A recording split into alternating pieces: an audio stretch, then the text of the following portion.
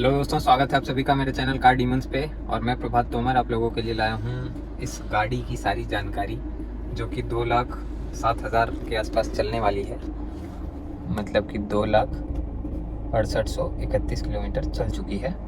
तो आज मैं आप लोगों को बताऊंगा इस गाड़ी की सभी डिटेल्स कि आज तक इसने कितना खर्चा करवाया, कितने पैसे लगे, मतलब कुल मिला के कितने पैसे लगे हैं मेरे। तो जो लोग चैनल पे नए हैं प्लीज़ सब्सक्राइब कर दीजिए, और पुराने लोग और लोगों से भी सब्सक्राइब करवाइए, शेयर कीजिए वीडियोज़ को, और वीडियो पसंद आए तो लाइक ज़रूर कीजिएगा। तो चलिए चलते हैं, और चलते चलते आपको बताते हैं इस गाड़ी ने कितना खर्चा करवाया है 2 लाख किलोमीटर चलने के बाद। तो शुरू से बात करते हैं।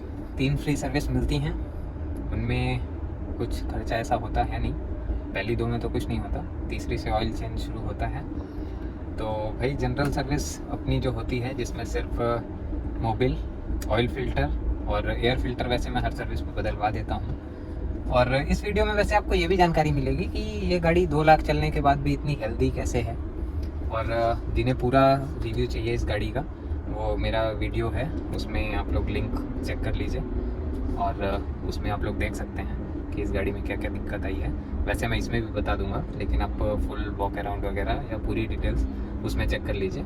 इसमें अपन खर्चे की बात करेंगे ज़्यादातर, और कंडीशन की कि किस चीज़ में कितने पैसे लगे। तो भाई बात शुरू होती है ऐसे कि जो पहली सर्विस, इनका सर्विस इंटरवल था 15,000, मतलब जिसमें आपका मोबिल वगैरह चेंज होना था। 7,500 पे इनका चेकअप था जनरल।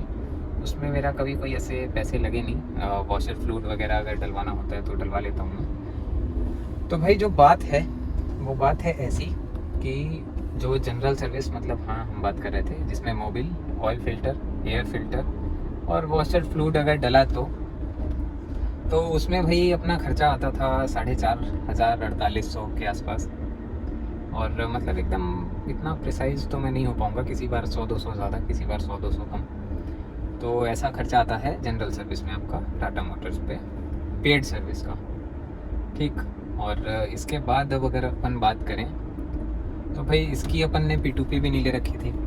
तो P2P की डिटेल्स आपको जाननी है तो एक और वीडियो है, उसमें आप लोग देख लीजिएगा, उसमें P2P फुली एक्सप्लेन्ड है, उसका भी मैं लिंक छोड़ दूँगा, और उसे भी आप लोग चेक कर सकते हैं। तो अब बात आती है कि इसकी आगे की सर्विस। तो अब जब ये चलती है 30,000, तो हर 30,000 पे इसका फ्यूल फ़िल्टर भी चेंज होता है, जिसकी कॉस्ट आपको पड़ती है 2,200 से 2,300 रुपये। तो उस बार आपकी सर्विस पहुंच जाती है 6,500 के आसपास की, जिस बार फ्यूल फ़िल्टर चेंज होता है, जो कि 30,000 किलोमीटर पे चेंज होता है। ठीक। उसके बाद अब अपन बात करते हैं 60,000 किलोमीटर वाली सर्विस की। तो 60,000 किलोमीटर पे मैं इसका वैसे कूलेंट चेंज करवा देता हूँ, ओवरहॉल मतलब जिसे कहते हैं, पूरा खाली करवा के बिल्कुल नया कूलेंट। वैसे मैं इसका 60,000 पे नहीं, मैं इसका 45 से 50,000 पे करवा देता हूँ कूलेंट ओवरहॉल। ठीक। तो उस बार आप और जोड़ लीजिए थोड़े से पैसे, 1,200 रुपये और जुड़ जाते हैं आपके, तो आपकी पहुँच गई 7,500-8,000 रुपये। ठीक। अब जिस बार ब्रेक पैड्स वगैरह डलते हैं तो आप लोग, मतलब अगर आप लोग को शिफ्ट करना है, मैं ऐसा करता हूँ कि जो जनरल चेकअप है तो उसमें ब्रेक पैड्स चेंज करवा लिए, या जब नीडेड हैं, वैसे 40-45 ये गाड़ी निकाल देती है बहुत आराम से ब्रेक पैड्स, 50 भी निकाल देती है। मतलब वो तो देखिए टोटली डिपेंड्स ऑन ड्राइविंग, तो उसमें मैं कोई प्रेसिजन नहीं देना चाहूँगा कि ठीक है कि इतने में ही घिसेंगे, वो आप लोगों के ऊपर है। हो सकता है कुछ लोग 10,000 में भी घिस देते हैं, XUV 700 के भी 10,000 में घिस देते हैं। तो हैवी ड्राइवर हैं तो उनका यहाँ पे चर्चा ना हो तो ज़्यादा अच्छा है, क्योंकि कुछ लोग तो भाई 1,000-2,000 में भी घिस देंगे ब्रेक पैड। पर जनरली मैं इसकी आपको बताऊँ, इसके ब्रेक पैड्स टाटा के अच्छे आते हैं। महिंद्रा के हाँ थोड़े से क्वालिटी में डिप है, तो इतने अच्छे ब्रेक पैड्स नहीं आते महिंद्रा में, थोड़ा जल्दी वियर टियर होते हैं, पर इसके काफ़ी चलते हैं। और जनरली मेरी ड्राइविंग में ये चल जाते हैं 50,000 के आसपास तक। कभी हुए होंगे तो 40-45 में भी हो गए होंगे। तो ठीक है, ब्रेक पैड्स अगर उन सर्विस में वैसे आज तक हुआ नहीं है, क्योंकि बिल जनरली सर्विस का मेरा बिल नहीं गया है 8-8,500 से ऊपर। और उसमें भी आपका सारी चीज़ें थी, जिसमें कि आपका oil filter, fuel filter, Mobil और एयर फ़िल्टर, तो और कूलेंट वगैरह, ये सारी चीज़ें जिसमें मतलब डलती हैं, उसमें मतलब ये सब मिला के। और बाकी छुट की अगर बात करें तो ब्रेक पैड अलग हो जाते हैं। ब्रेक पैड तो भाई वियर टियर है, वो तो अलग से आपका खर्चा है ही, उसकी लेबर भी आपको अलग देनी है, तो सारी चीज़ें हैं। तो वो वाली बात है। और बाकी बच गया आपका, मेरी बैटरी एक बार चेंज हो चुकी है, जो कि लास्ट ईयर हुई थी, मतलब 2021 में चेंज हुई थी। 2018 मॉडल गाड़ी है। और एक बार बैटरी चेंज हो चुकी है इसकी पिछले साल 2021 में, यानी कि 3 साल बैटरी चल गई, 3 साढ़े 3 साल। और उसके बाद अगर अपन बात कर लें और क्या चेंज हुआ है भाई, और टायर्स चेंज हुए हैं। और 1 लाख वाली सर्विस की अपन बात कर लेते हैं। 1 लाख वाली सर्विस पे इसकी काफ़ी चीज़ें चेंज हुई थी, जैसे कि बेल्ट, टाइमिंग बेल्ट हुई थी चेंज इसकी। तो भाई इसकी जो टाइमिंग बेल्ट वगैरह थी उसकी बात कर लेते हैं। मतलब कुछ लोगों को ये लग रहा होगा कि 2 लाख किलोमीटर ऐसे ही चल गई। मैं कह रहा हूँ और आप लोगों को भी सजेस्ट यही करूँगा कि जो भी ओनर्स मैनुअल में लिखा है आप उसके अकॉर्डिंग ही सर्विस करवाएं, तो आपकी गाड़ी की लाइफ के लिए बहुत अच्छा होगा। उससे आप जल्दी करवा लो, कोई दिक्कत नहीं है, पर उससे लेट ना करें। और उसमें जो जो पार्ट्स मेंशन हैं, जो जो चीज़ें मेंशन हैं, वो चीज़ें आप ज़रूर करवाएं। तो भाई इसकी 1,05,000 वाली सर्विस पे इसका सब कुछ चेंज हो गया था, वैसे कम पे ही हो गया था। और टाइमिंग बेल्ट वगैरह बदलवा दी थी मैंने। तो वो वाली सर्विस मुझे ऑलमोस्ट पड़ी थी 18,000 के आसपास की, तो ठीक थी। और लाख रुपए में आपको क्या चाहिए। और बाकी मैं बात कर लूँ सस्पेंशंस वगैरह की, तो सस्पेंशंस वगैरह इसके चेंज नहीं हुए हैं।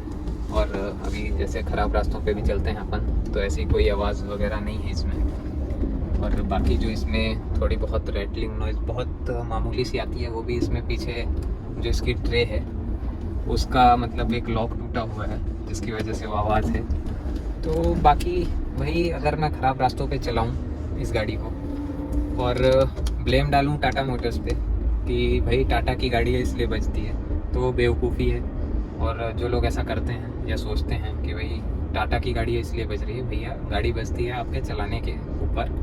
अब थार है मेरी नई, उसकी छत यूँ ही बजती है, तो अब मैं उसे ब्लेम करूँ कि भाई महिंद्रा का फॉल्ट है? हाँ, वो हो सकता है। लेकिन अगर मैं ख़राब रास्तों पे चलाऊँ उसके बाद नॉइज़ आए, तो भाई उसमें कंपनी का फॉल्ट नहीं है, उसमें आपका फॉल्ट है। तो ये वाली चीज़ें हैं।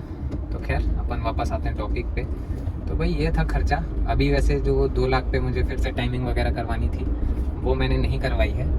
तो बहुत मामूली, कभी ठंडी वंडी में, अभी जैसे ठंडी का मौसम गया कुछ महीने पहले, तो बहुत मामूली सी पुली वगैरह की चिक चिक बहुत हल्की सी थी, तो उसे अपन ठीक कर लेते हैं वैसे पाउडर शाउडर डाल के। आप भी कर सकते हो। तो वैसे अब मैं करवाऊँगा भी नहीं अभी तो चलाऊँगा मैं इसे 10-20 हज़ार किलोमीटर और, क्योंकि भाई अभी फ़िलहाल पैसे लगाने का कोई मूड है नहीं। तो अभी चल भी फाइन रही है, तो मैं मुश्किल से 10-15 हज़ार किलोमीटर, मतलब 2:20 तक, जैसे मुझे करवा लेनी चाहिए थी टाइम के हिसाब से 2:10 पे, तो अभी तो 2:10 भी नहीं हुए हैं। पर हाँ, मैं करवा दूँगा 2:20 के आसपास तक करवा दूँगा इसकी वो चीज़ चेंज। और बाकी बात करें और क्या चेंज हुआ है, तो भाई और कुछ भी चेंज नहीं हुआ। और क्या चेंज हुआ है सोच लेता हूँ भाई, काफ़ी लंबी चीज़ हो जाती है। तो बस बाकी एज सच तो कुछ चेंज हुआ नहीं है। बाकी जो अपने को दिक्कतें आई वो थी, जैसे कि ये सारे टूटे हुए हैं, तो ये मैंने बदलवाए नहीं, क्योंकि ये 2 1500 के और ये एक 900 का, दूसरी साइड का भी 900 का। तो भाई ये अनइवन खर्चा था, ये ऐसे ही चल जाता है, थोड़ा बहुत हिला के एडजस्ट करके रखो एक ही जगह। चल रहा है, क्या ज़रूरत है इसमें 2,500-3 हज़ार रुपये लगाने की। वैसे 2.5 तो 3 में ही लग जाएंगे, मतलब 3,500 रुपये क्यों ही लगाने। हवा दे रहा है, एसी अच्छा काम कर रहा है। तो अब जो अपकमिंग इसमें जो मुझे काम लग रहे हैं वो है, हो सकता है एक बार मैं एसी को पूरा सर्विस करवाऊँ इसके। वैसे अभी तो मोर देन एनफ कूलिंग है, मतलब अच्छी कूलिंग है, कोई भी इशू है नहीं, पर फिर भी करवा दूंगा ताकि लाइफ बनी रहे। आप लोगों को भी करवा देनी चाहिए हर 3 साल में 4 साल में गाड़ी के एसी की फुल्ली सर्विस, ठीक। और बाकी टायर्स की बात करें तो भाई टायर्स का तो करीब तीसरा चौथा सेट चल रहा है, क्योंकि टायर्स ज़्यादा फटे हैं ख़राब रास्तों पे चलने की वजह से। तो आप लोग समझ सकते हैं कि कितने ख़राब रास्तों पे चली होगी जिसमें टायर्स गए हैं इसके। तो इसीलिए टायर्स का मुझे इतना वो नहीं है कि कौन सा सेट चल रहा है, लेकिन हाँ चौथा सेट शायद चल रहा है, मतलब चारों का चौथा नहीं, पर हो सकता है करीब। अगर मैं सेट ही बताऊँ आपको, 4 का सेट बताऊँ, तो ये तीसरा सेट करीब करीब चल रहा है। और उसमें भी अभी 2 टायर पीछे पुराने ही चल रहे हैं, पिछले वाले सेट के, आगे अभी 2 ही नए डलवाए थे।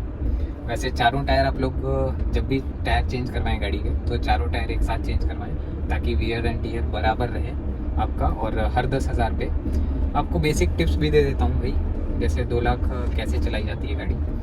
तो बेसिक टिप्स हैं कि आप लोग जब भी गाड़ी को स्टार्ट करें, डीजल गाड़ी, पेट्रोल गाड़ी, कोई फ़र्क नहीं पड़ता यार, पेट्रोल भी आपकी नेचुरली एस्पिरेटेड है, फिर भी आप 15 सेकंड 30 सेकंड उसे स्टार्ट करो, सुबह सुबह छोड़ दो स्टार्ट करके 15 सेकंड 30 सेकंड। और जब भी कहीं थोड़ा ज़्यादा चला के आ रहे हो आप, स्पेशली टर्बो गाड़ी, तो आप तुरंत उसका इग्निशन बंद मत कीजिए, उसे स्टार्ट रखिए कुछ देर तक, मतलब वही आधा मिनट 1 मिनट स्टार्ट रखनी है। गियर लीवर पे हाथ रख के नहीं चलाना है, क्योंकि मेरे अभी तक क्लच में भी कोई इशू नहीं आया है, गियर बॉक्स में कोई इशू नहीं आया है, सब कुछ स्मूथ है। तो आप लोग को भी यही चीज़ें करनी चाहिए कि इस पर हाथ रख के नहीं चलाना है, ये हैंड रेस्ट नहीं है। और इससे अलग भाई धो पोंछ के रखिए गाड़ी को, अनइवन मट्टी वगैरह नीचे सरफेस में ना जमा होने दें, क्योंकि वो रस्टिंग का कारण बनती है सबसे ज़्यादा। तो गाड़ी को क्लीन रखिए।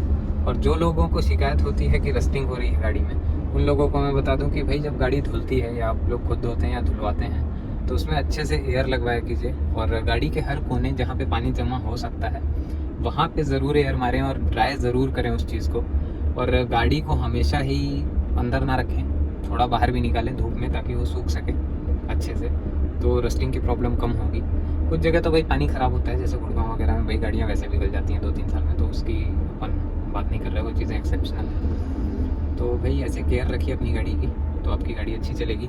हर 10,000 पे आप लोग टायर रोटेशन करवाइए क्रॉस में, तो ज़्यादा सही चलेंगे टायर। हो सकता है अच्छे टायर हैं ब्रिजस्टोन वगैरह के, तो लाख किलोमीटर भी चलें। तो ये चीज़ें हैं। सस्पेंशन का ध्यान रखिए, अनइवन इन्हें गड्ढों में मत कूदाइए, ब्रेकर्स आराम से निकालिए ब्रेकर्स पे से। और उसके बाद आता है पॉइंट कि सही गियर में गाड़ी चलाइए, मतलब लो गियर्स में हाई आरपीएम पे मत ले जाइए, या हाई गियर में फ्लोर मत कीजिए, एक्सीलरेटर को गियर डाउन करके कीजिए। और फ्लोर तो करिए ही मत एक्सीलरेटर, तो मतलब कभी कभार होता है कि ठीक है भगानी है तो ठीक है, कभी कभी चलता है, पर यूँ नहीं कि मतलब बिना बात ही रोज़ भगाए जा रहे हैं गाड़ी को। सुबह ठंडी है गाड़ी, उसे कुछ देर तक एकदम से उसे हाई रेवरेंज में मत ले जाइए। आप कोल्ड स्टार्ट करते हैं गाड़ी को कुछ देर, मतलब कुछ किलोमीटर्स हाई गियर्स में नहीं, लो गियर्स में, दूसरे तीसरे गियर में 30-40 की स्पीड पे चलाते रहिए गाड़ी कुछ देर तक, कुछ किलोमीटर। जिनके पास सीएनजी गाड़ी है वो लोग सुबह सुबह भाई 3-4 किलोमीटर पहले पेट्रोल में गाड़ी चलाएं, उसके बाद सीएनजी में स्विच करें, तो उनकी भी लाइफ बनी रहेगी। और टायर प्रेशर अच्छा रखिए, टायर प्रेशर भी अच्छा रख सकते हैं आप लोग। तो भाई वैसे मिक्स्ड हो गया, अपन पैसों की बात करने आए थे, और खैर चलिए, आप लोगों का फ़ायदा ही है, कंपनी का फ़ायदा नहीं, कंपनी का प्रचार और आप लोगों का फ़ायदा। तो चैनल सब्सक्राइब कर दीजिए। तो ठीक है दोस्तों, वीडियो पसंद आए तो लाइक ज़रूर कर दीजिए, और चैनल सब्सक्राइब करना बिल्कुल ना भूलें, और बेल आइकन भी दबा के रखें अपना। तो thank you friends, thanks for watching.